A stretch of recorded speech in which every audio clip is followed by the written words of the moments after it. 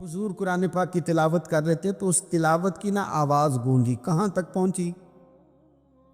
ابو جال بھی کسی جھاڑی میں چھپ کے حضور کا قرآن سننے لگا۔ سریلی اتنی تھی، اس میں لطف ہی اتنا تھا۔ ابو سفیان بھی آ گئے، کسی جھاڑی میں چھپ کے قرآن سننے لگے۔ اخنس بن شریک بھی آ گیا، تھوڑا نہیں سنا، ساری رات ہی حضور کی تلاوت سنتے ہیں، ساری رات تلاوت سن۔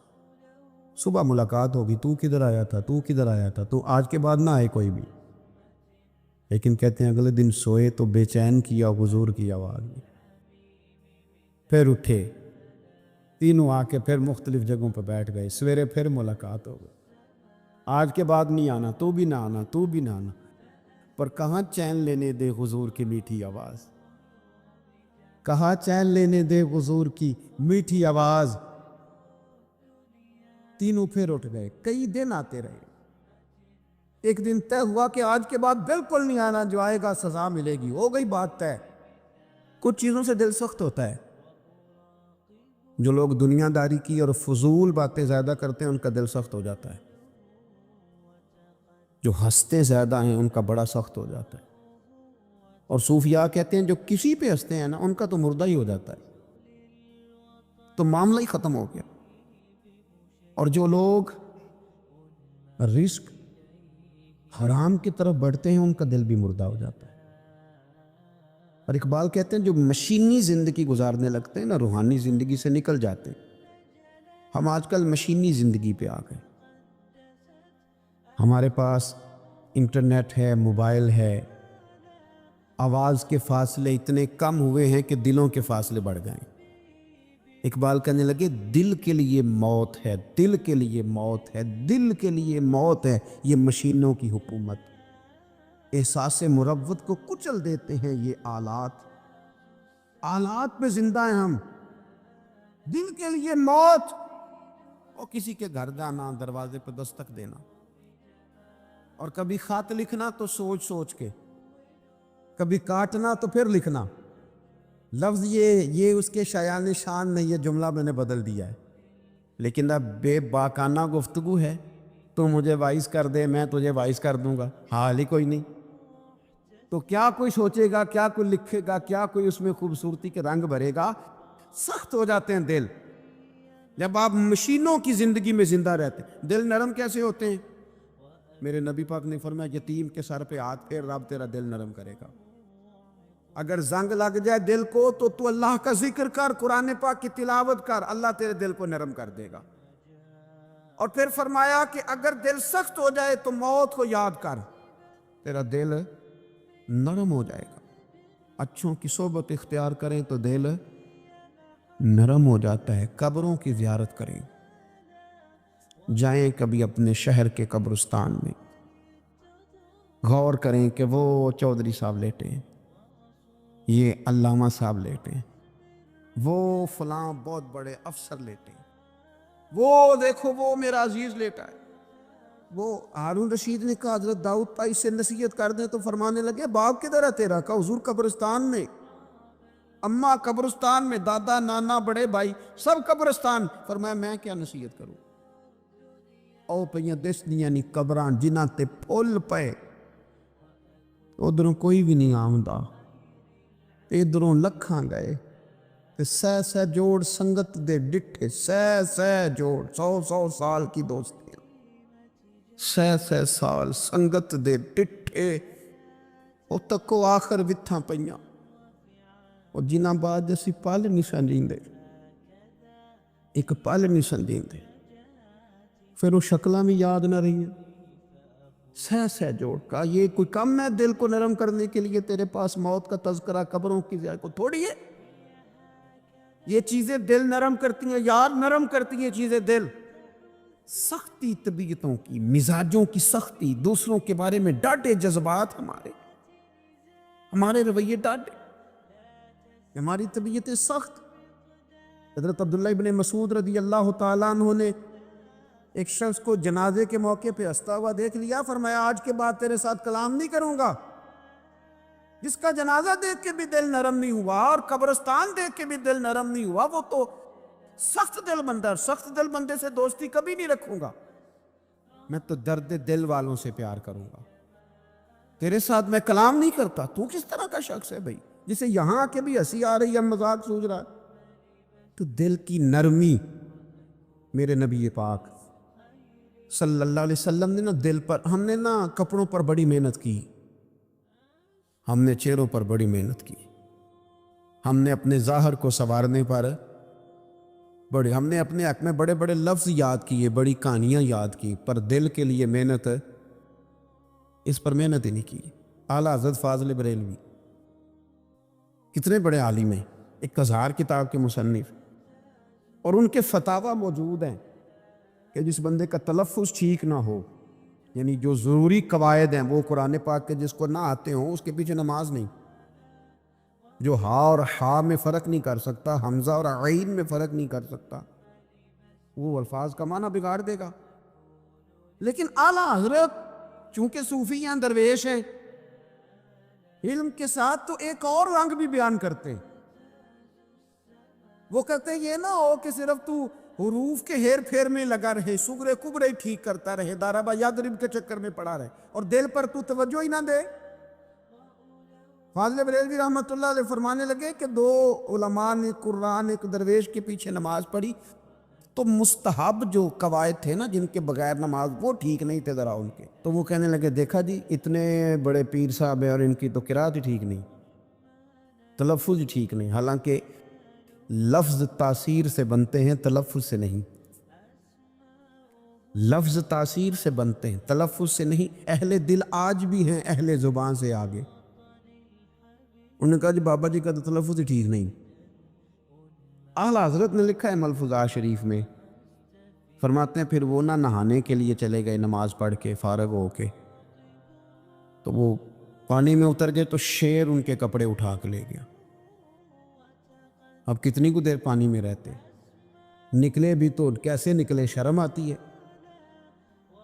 مختصر لباس پہن کے وہ غسل کرنے کے لیے گئے تھے، اب پانی میں سردی، کتنی کو دیر بندہ پانی میں رہے۔ لوگوں نے آ کے کہا حضور وہ آپ کے مہمان تو الجھ گئے، بڑے بری طرح پھنس گئے، مہربانی فرمائے ان کو تو بچائیں، وہ تو سخت الجھن میں۔ کہ کیا ہوا؟ کہنے لگے وہ شیر کپڑے لے گیا، اور وہ پانی میں ہے، کچھ تو ہونا چاہیے۔ تو وہ بزرگ گئے، جا کے نہ دور کھڑے ہو کے شیر کو آواز دی، شیر کو۔ حضور کے صحابی تھے نا حضرت سفینہ، قافلے سے رستہ بھول گئے، ایک سائیڈ پہ ہو گئے تو سامنے شیر آ گیا۔ میں نے کہا ہے لیکن جب آ جائے تو، جب شیر سامنے آ جائے، جب سامنے آ جائے پھر پتہ چلتا ہے کہ یہ تو واقعی آ گیا ہے، پھر انداز اور ہوتا ہے۔ حضرت سفینہ کے سامنے شیر ہی آ گیا، مشکات میں شیر آیا۔ اب کوئی بھاگتا ہے، کوئی چڑھتا ہے درخت پہ، کوئی لکڑی اٹھاتا ہے، کوئی اسلحہ پکڑتا ہے۔ حضرت سفینہ فوراً بولے، کہنے لگے شیر، ذرا خیال کرنا میں رسول اللہ کا غلام ہوں۔ پھر آکھیا شیر سفینہ تائی جا رہا یارا جان دے، اور جڑے غلام رسول اللہ دے اسی غلام ہونا دے۔ شیر دم لاتا رستہ چھوڑ گیا، اور بابا جی بھی گئے، فاضل بریلوی کہتے ہیں شیر کو آواز دی، شیر دوڑا آیا، آگے کہنے لگے وہ ہمارے مہمانوں کے کپڑے لے گیا، تو یہ شرم نہیں آتی؟ تو شیر کپڑے اٹھا کے واپس لایا۔ ان علماء کو، حضرات علماء کو کپڑے پیش کیے، جب ان کو پیش کیے تو پیش کرتے ہی وہ بزرگ پھر فرمانے لگے، کہنے لگے مولانا تم نے لفظ سیدھے کیے ہیں، میں نے دل سیدھا کیا ہوا ہے۔ تم نے محنت کر کے نا لفظ ٹھیک کیے ہیں، لیکن میں نے دل ٹھیک کیا ہے۔ دل پاک ہوئے تے پاک ہی ملدا ہے، تے بنا پاکوں پاک نہیں ملدا۔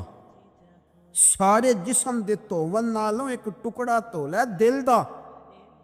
حضرت سلطان باؤ رحمت اللہ علیہ فرمانے لگے، دل کالے نالوں منہ کالا چنگا، دل کالے نالوں منہ کالا چنگا، جے کوئی رمز پچھانے، اگر کسی کو بات کی سمجھ آئے۔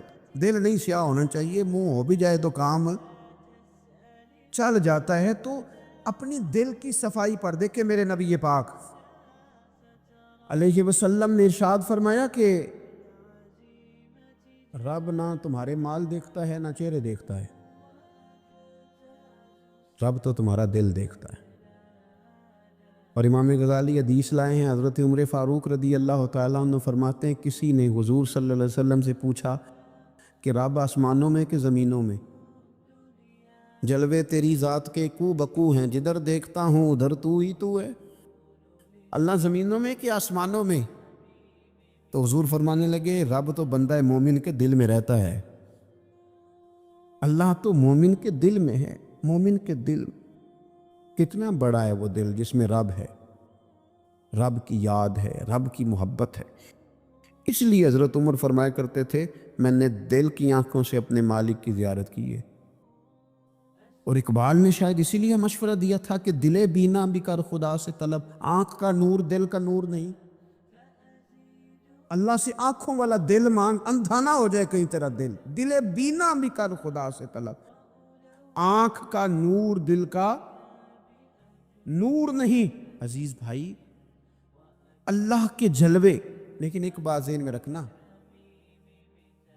کسی گلاس میں تھوڑی سی غلاظت ہو نا، دودھ تو دور رہا، شہد تو دور رہا، اس میں کوئی پانی بھی نہیں پیتا، تھوڑی سی غلاظت ہو، اور آپ کی آنکھوں کے سامنے وہ غلاظت دھل بھی گئی، صاف بھی ہو گئی، شرعی تقاضے پورے ہو گئے، پھر بھی کچھ لوگ کہتے ہیں میری طبیعت نہیں مانتی، میرا دل نہیں مانتا۔ صحیح کہہ رہا ہوں میں؟ او بھائی اتنی سی غلاظت گلاس میں تھی اور سادہ پانی نلکے کا، تو اس میں پینا پسند نہیں کرتا، اور اگر دل غلاظت سے بھرا ہو تو رب کی محبت وہاں آئے گی؟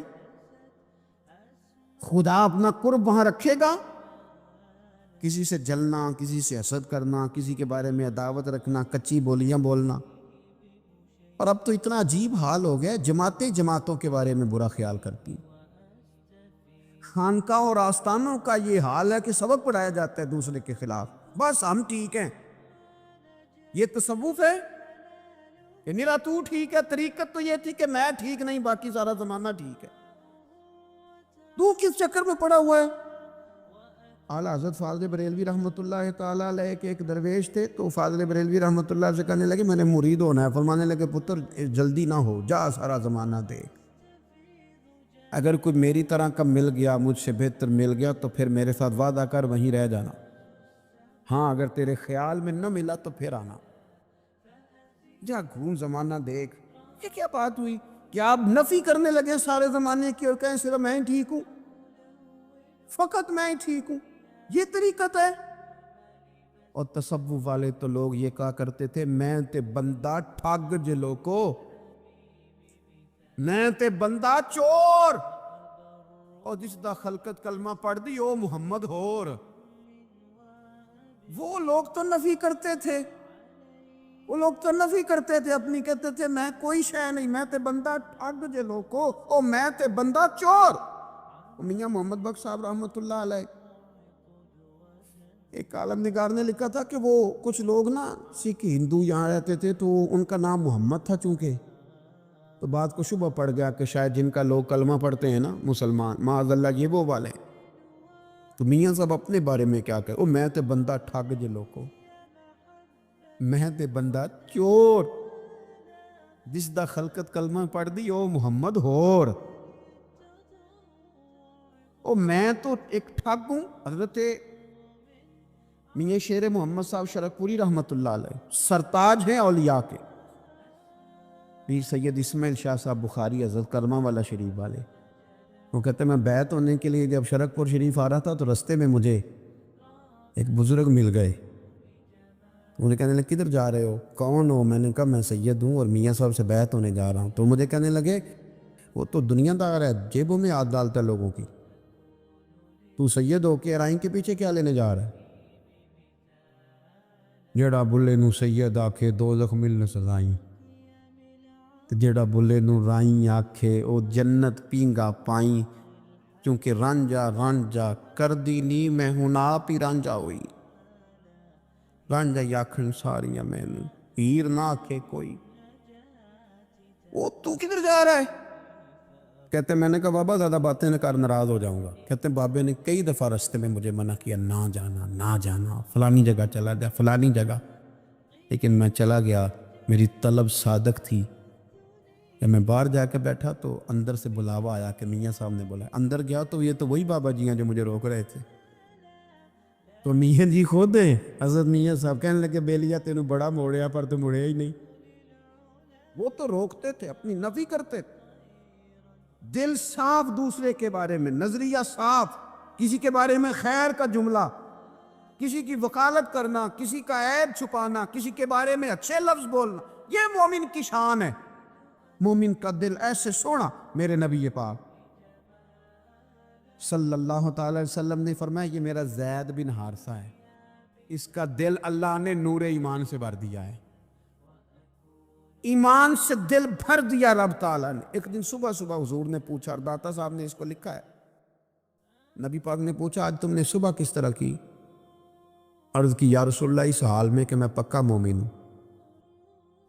حضور نے فرمایا تو پکا مومن ہے کس طرح؟ کہنے لگے یا رسول اللہ میں اس طرح کا مومن ہوں کہ سونا اور مٹی میرے لیے برابر ہے، پیسے آ جائیں تب بھی کوئی ٹینشن نہیں، نہ آئے۔ حضرت زید بن حارثہ رضی اللہ تعالیٰ عنہ عرض کرنے لگے سونا اور مٹی برابر ہے، کوئی پرواہ نہیں۔ تو حضور نے فرمایا تیرے ایمان کی دلیل؟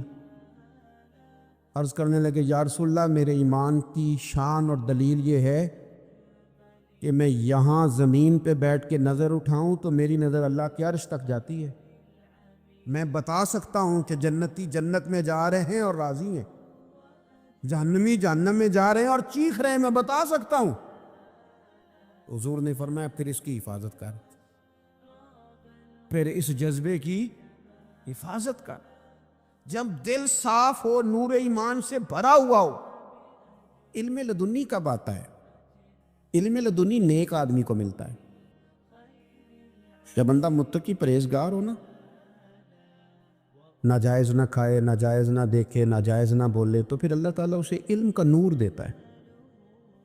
جو لوگ کہانیوں میں الجھ جاتے ہیں نا، زیادہ باتیں کرتے ہیں، زیادہ گھومتے ہیں، زیادہ سازشی عناصر کا شکار ہوتے ہیں، ان کے تو حافظے کمزور ہو جاتے ہیں، یاد ہی نہیں رہتا، باتیں اتنی کرتے ہیں پتہ نہیں سویرے کیا کہا تھا، دوپہر کو کیا کہہ رہے ہیں۔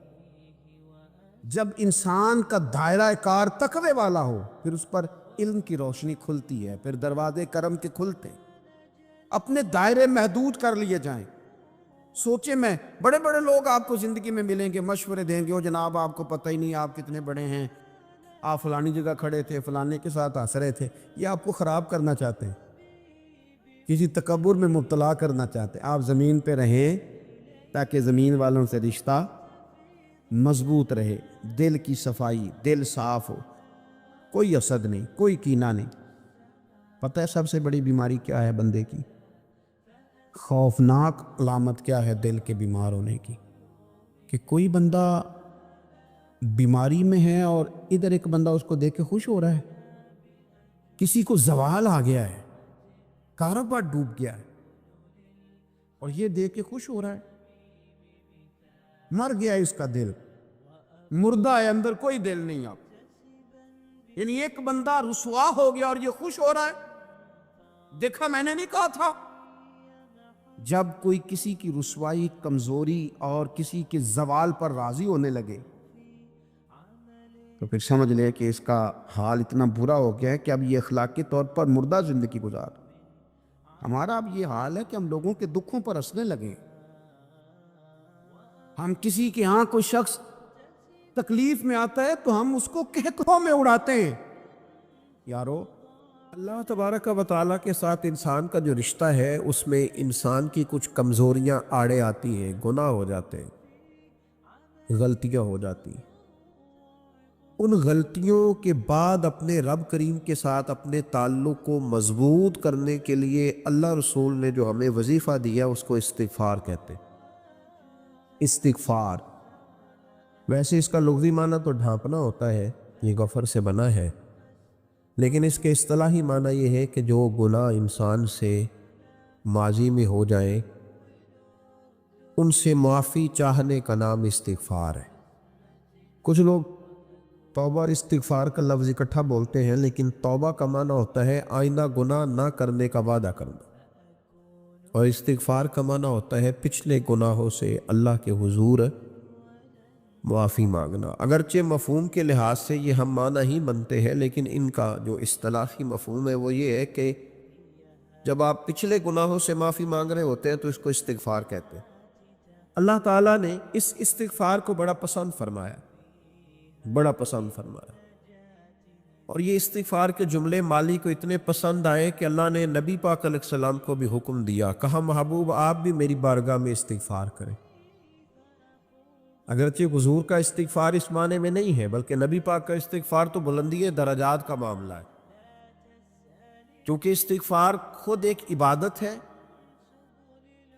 تو یہ عبادت کرنے کا اللہ نے اپنے محبوب کو بھی ارشاد فرمایا۔ جب فتح مکہ ہوئی تو فرمایا اذا جاء نصر اللہ والفتح، جب اللہ کی مدد آئی تو پھر فتح نصیب ہوئی، وَرَأَيْتَ النَّاسَ يَدْخُلُونَ فِي دِينِ اللَّهِ أَفْوَاجًا، تو پھر آپ دیکھیں گے لوگوں کو، لوگ فوجوں کی فوجیں دین میں داخل ہو رہے۔ لوگ پہلے ایک ایک دو دو کر کے آیا کرتے تھے، تو اب فوجوں کی فوجیں آ رہی ہیں، تو یا اللہ ہم کیا کریں؟ تو رب کریم نے فرمایا محبوب فَسَبِّحْ بِحَمْدِ رَبِّكَ وَاسْتَغْفِرْ، اپنے رب کے لیے حمد کرو، تسبیح پڑھو اور استغفار کرو۔ کیا کرو؟ استغفار، معافی مانگو، اس کے حضور آہذاری کرو، استغفار کرو۔ معنی یہ ہوا کہ جب تو غلطی ہو جائے پھر بھی استغفار کرو، جب اللہ زیادہ نعمتیں دے پھر بھی استغفار کرو۔ ہمارے ہاں یہ ہوتا ہے کہ جب تو کوئی نقصان ہوتا ہے تو وہ اللہ کی طرف سے ہوتا ہے، نقصان ہو جائے تو کہتے ہیں اللہ کی مرضی تھی، اور فائدہ ہو جائے تو کہتے ہیں میں نے محنت ہی بڑی کی تھی، میری جدوجہد بڑی تھی۔ ایک بچہ ایک دفعہ میرے پاس کہیں انٹرویو کے لیے جا رہا تھا، تو دعا کرانے آیا، کہنے لگا میں نے وہاں جانا ہے، دعا کیجیے گا اللہ تعالیٰ کامیابی دے۔ میں نے دعا کی، کچھ اس کو پڑھنے کو بتایا، لیکن کامیاب نہ ہو سکا، لوٹ آیا۔ تو میں نے پوچھا کہ کیا بنا؟ کہنے لگا حضرت صاحب بس اللہ کی مرضی تھی، اللہ کی مرضی تھی۔ پھر ایک دفعہ گیا تو نہ کہا اللہ کی مرضی تھی، تیسری دفعہ گیا کامیاب ہو گیا۔ تو بھئی اب کیا بنا؟ کہنے لگا جی جب میں داخل ہوا تو اس نے جاتے ہی مجھ سے پوچھا سب سے پہلا سوال یہ کہ تمہیں جنرل نالج کی بھی کچھ معلومات ہے یا شعبے کے آدمی ہو؟ تو میں نے کہا جناب پوچھیے۔ تو انہوں نے پاکستان کا حدود اربع پوچھا، تو میں نے فٹافٹ بتا دیا۔ پھر انہوں نے مجھ سے پوچھا کہ یہ جو مینار پاکستان ہے اس کی تجویز کس شخص نے دی تھی؟ تو میں نے فٹافٹ اس کا بھی نام بتا دیا۔ پھر شارٹ ہینڈ کے ایک دو سوالات اس نے کیے تو وہ بھی میں نے بتا دیے، تو الحمدللہ کامیاب ہو گیا۔ میں نے کہا بیٹے جب تو ناکام ہوا تھا تو اللہ کی مرضی تھی، اور کامیاب ہوا ہے تو میں لگا دیے، اب اللہ کی مرضی کدھر گئی؟ یہ اتنا بڑا نقص ہے انسانی فطرت کا، اتنی بڑی کمزوری ہے کہ معاذ اللہ تعالی ہم کمزوریاں قدرت کے کھاتے میں ڈال دیتے، اور ناکامیاں قدرت کے کھاتے میں، اور کامیابیاں کیا تماشا۔ حالانکہ ہونا یہ چاہیے تھا کہ جہاں انسان کمزور پڑے تو کہے میری غلطی تھی، میری غلطی تھی۔ صوفیاء یہ سبق دیتے ہیں، اللہ کے بندے یہ پیغام دیتے ہیں کہ جب تو کہیں ناکام ہو جائے تو سمجھ جائے تیری، اور جب تو کامیاب ہو جائے تو سمجھ رہے اللہ راضی ہو گیا تھا، اللہ نے رحمت کر دی، اس نے فضل کیا۔ تو یاد رکھیں استغفار، کئی چیزوں پہ استغفار ہوتا ہے، کئی چیزوں پہ، اور استغفار کا نفع ملتا ہے۔ کیا نفع ملتا ہے؟ وہ سورہ نوح کی آیت نمبر 10، 11 اور 12 میں اللہ نے بیان فرمایا کہ استغفار صرف گناہ سے معافی چاہنے کا نام نہیں، بلکہ استغفار کا تمہیں فائدہ ملے گا۔ کیا؟ رب فرماتے ہیں فَقُلْتُ اسْتَغْفِرُوا رَبَّكُمْ، جب حضرت نوح کی قوم قحط کا شکار ہو گئی، آزمائشیں آ گئیں، تو آ کے حضرت نوح سے کہنے لگے اب ہم کیا کریں؟ تو کیا کہا حضرت نوح نے؟ فرمایا فَقُلْتُ اسْتَغْفِرُوا رَبَّكُمْ، آپ نے فرمایا اپنے رب سے استغفار کرو، اپنے رب سے۔ انہوں نے قحط کی بات کی، انہوں نے کہا کہ کھیتیاں اجڑ گئی ہیں، بارش نہیں ہو رہی، قحط کی بات کی۔ آپ نے کیا کہا؟ استغفار کرو، کیوں کہ انہو کان غفارا، بے شک اللہ بڑا ہی بخشنے والا، وہ کیا کرے گا؟ یرسل السماء علیکم مدرارا، وہ تم پر موسلادھار بارش برسائے گا۔ جب تم استغفار کرو گے تو اللہ موسلادھار بارش برسائے گا، وَيُمْدِدْكُمْ، اور وہ تمہاری مدد کرے گا۔ استغفار کرنے والے کی اللہ کیسے مدد کرے گا؟ بِأَمْوَالٍ وَبَنِينَ، تمہیں مال بھی عطا کرے گا اور بیٹے بھی عطا کرے گا۔ بارش بھی دے گا استغفار کرنے والے کو، اور مال اور اولاد سے اس کی مدد بھی کرے گا۔ وَيَجْعَلْ لَكُمْ جَنَّةٍ وَيَجْعَلْ لَكُمْ أَنْهَارًا، اللہ تمہیں جنت بھی عطا کرے گا اور تمہیں نہریں بھی عطا فرمائے گا، تمہارے لیے جنت بھی بنائے گا، انہار بھی بنائے گا۔ توبہ کا، استغفار کا تمہیں یہ فائدہ ملے گا۔ ایک استغفار، ہمارے بزرگوں نے وہ لکھا ہے کہ جب انسان کو اللہ نعمتیں دیتا ہے تو پھر رب کا حکم ہے کہ اس پر شکر بھی کرے۔ نعمتوں پر اللہ کا شکریہ نہ کرنے پر بھی استغفار کرنا چاہیے۔ بھائی اللہ تو نے بڑا کچھ دیا تھا پر میں شکر ادا اس پر بھی۔ ہمارا تو اب یہ حال ہے کہ جو ہمارے پاس چیزیں ہیں وہ ہم کہتے ہیں یہ تو میرا حق تھا، لیکن جو نہیں وہ مجھے فٹافٹ ملنی چاہیے۔ مطلب اگر میرے پاس صحت ہے تو اس کو میں اپنا حق سمجھ لیتا ہوں کہ یہ تو میرا، یہ چونکہ ٹھیک ہے جی، یہ تو صحیح ہے، تندرستی ہے، یہ تو ٹھیک ہے، لیکن کار کوئی نہیں، وہ ذرا مل جانی چاہیے۔ اولاد تو میرے پاس ہے، وہ تو میرا حق تھا، میرا رائٹ تھا، معاذ اللہ وہ تو ہم نے حق بنا لیا۔ اور میرے پاس بنگلہ کوئی نہیں، وہ مجھے فٹافٹ مل جانا چاہیے۔ بھئی یہ کس طرح تیرا حق تھا؟ کس حساب سے؟ یعنی جو چیزیں ہیں ان کو سنبھالنے کی فکر نہیں ہے، اور جو نہیں ہے ان کے طلب کی فکر لگی ہوئی ہے۔ شکر نعمت کو محفوظ کر دیتا ہے، شکر نعمت کو محفوظ کر دیتا ہے، اور ناشکری نعمت کو لَئِن شَكَرْتُمْ لَأَزِيدَنَّكُمْ وَلَئِن كَفَرْتُمْ إِنَّ عَذَابِي لَشَدِيدٌ۔ اللہ فرماتے ہیں شکر کر، میں تیری نعمتوں میں اضافہ کر دوں گا، اور ناشکری کرے گا تو عذاب دوں گا۔ شکر نہیں نہ ہوتا، شکر نہیں ہوتا۔ دیکھیں نا، 100 روپے ابا جی نے دیا ایک بچے کو اور اس کو کہا کہ جا دکان سے کچھ چیز لے آ، تو وہ 100 روپیہ اس نے رستے میں جاتے کہیں پھاڑ دیا یا گوا دیا، تو اب وہ والد سے دوبارہ 100 مانگتا ہے، تو والد کہتا ہے کہ پہلے 100 کا تو نے کیا کیا؟ نہیں سمجھ آئی آپ کو میری بات؟ پہلے 100 کا کیا کیا؟ تو وہ کہے گا جی باپ میرا دل کرتا تو میں نے پھاڑ دیا۔ جوان بچہ ہے، سمجھدار ہے، 12-14 سال کا ہے، میری ابا میرا دل کیا تو میں نے پھاڑ دیا، ختم ہو گئی بات۔ تو ابا نیا 100 دے دے گا؟ سبحان اللہ، کتنے خوش ہو کے آپ کہہ رہے ہیں نہیں دے دینا سو، یہ کیسے ہو سکتا ہے؟ بھائی کروڑ پتی والد بھی ہو تو 100 کا نوٹ دوبارہ دیتا کیوں؟ بیٹا نہیں اس کا پیار نہیں، کیوں نہیں دے رہا؟ وہ کہتا تو نے میرے پہلے 100 کی قدر نہیں ڈالی، نیا تجھے کیسے مل جائے؟ تو نے خیال ہی نہیں کیا، تو نے جدوجہد ہی نہیں کی، تو نے۔ حضرت مولا رومی نے مثال دی ہے، جناب رومی فرماتے ہیں کہ بغیر محنت کے لوگوں کو اللہ نے نعمتیں دی ہیں تو انہوں نے شکر ہی نہیں ادا کیا۔ اندھے سے پوچھ آنکھ کی قدر کیا ہے، پوچھ اندھے سے، پوچھ معذور سے کہ ٹانگوں پہ چلنا کتنی بڑی نعمت ہے۔ کبھی پوچھ اس سے جس کا مکان تو ایک کنال میں ہے پر رونے والا بچہ کوئی بھی نہیں۔ پوچھ اس سے جس کی جیبیں دولتوں سے بھری ہوئی ہیں پر کوئی نہیں کہتا کہ ابا 10 روپے دینا۔ پوچھ یہ کتنی بڑی تکلیف ہے۔ حضرت رومی نے لکھا ہے، وہ فرماتے ہیں کہ ایک والد تھا، اس نے بڑی دولت کمائی تھی تو اس کا بیٹا بے دریغی اڑاتا رہتا تھا، کبھی ادھر پیسے بگا دیے، کمائے نہیں تھے نا، محنت نہیں نہ کی تھی، کمائے نہیں تھے۔ والد بڑا سمجھاتا تھا پر سمجھ نہیں آتی تھی، لیکن اس کے ابا کے ذہن میں ایک بات آئی، وہ کہنے لگا بیٹے یار میں کنگال ہو گیا ہوں، اچانک حالات خراب ہو گئے، ایک آنا مجھے چاہیے، دوائی خریدنی ہے، کہیں سے لے کے آؤ۔ اس نے کہا ابا مسئلہ ہی کوئی نہیں، یار ہی بڑے ہیں، بہت سارے لوگوں کے ساتھ رات میں جاتا ہوں روٹی کھانے ہوٹل میں، کئی ہیں جو میرا انتظار کر رہے ہوتے ہیں، فیس بک والے اور جناب وہ سیلفی والے، بڑے سارے ہیں جو کہتے ہیں تیرے بغیر گزارا ہی نہیں، بڑے ہیں جو روز سویرے اٹھ کے پہلے مجھے السلام علیکم کا میسج کرتے ہیں، پھر اس کے بعد کسی اور سے، بڑے ہیں کوئی مسئلہ ہی نہیں۔ ایک کے پاس گیا، ایک آنا چاہیے، اس نے دے دیا، لا کے ابا کو دیا، تو ابا گھر کے اندر جو امیر لوگ ہوتے تھے گھر میں کنواں کھدوا لیتے تھے، ابا کنویں کے کنارے بیٹھا تھا، جب بیٹے نے آنا لا کے رکھا تو اس نے پانی میں پھینک دیا۔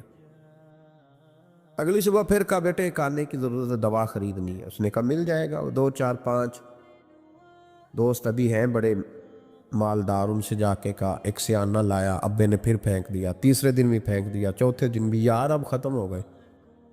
کچھ آہستہ آہستہ دوستوں کو پتہ چل گیا کہ کنگال ہو گیا ہے، خبر پھیل جاتی ہے نا، اب بھوکا ہو گیا ہے۔ اب آہستہ آہستہ موبائل بند ہونے لگے، آہستہ آہستہ جو ہے وہ نمبر بلاک ہونے لگا، حالات بگڑ گئے۔ اب جب اسے پتہ تھا کہ یار تو اب دروازہ کھٹکھٹاتا ہوں تو کہتے ہیں کہ اسے کہہ دو میں گھر نہیں، ابا نے تو آنا مانگنا ہے، اور میں بے دریغ دولت ابا کی اڑاتا رہا ہوں، اب یہ بھی نہیں کہہ سکتا کہ مجھے دیتا کوئی نہیں۔ شہر سے باہر نکل گیا، سارا دن مزدوری کی، جد و جہد کی، کبھی کام کیا نہیں تھا، ہاتھوں پہ چھالے پڑ گئے۔